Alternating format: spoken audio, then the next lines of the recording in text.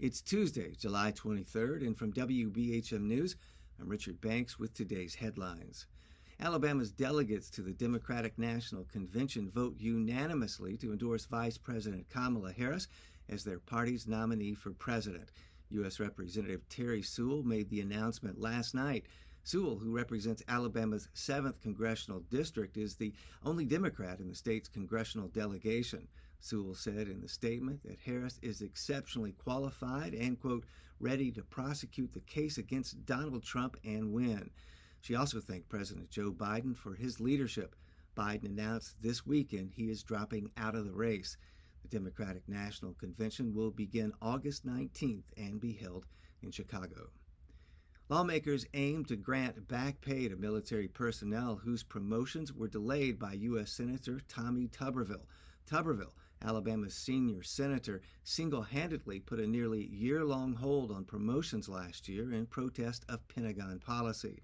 That policy grants leave and travel cost reimbursement to service members who need to travel to obtain reproductive health care, including abortions.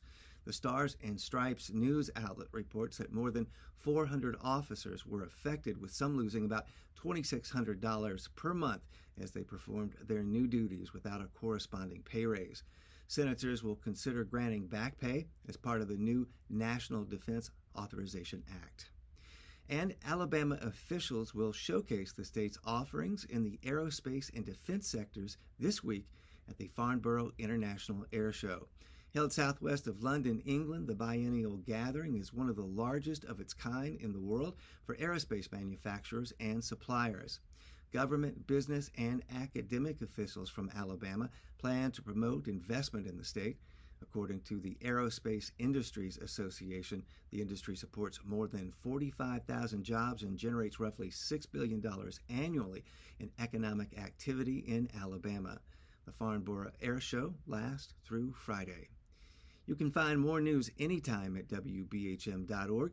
You can also hear local newscasts during WBHM's broadcast of Morning Edition and the afternoon's All Things Considered. That's each weekday on 90.3 WBHM Birmingham.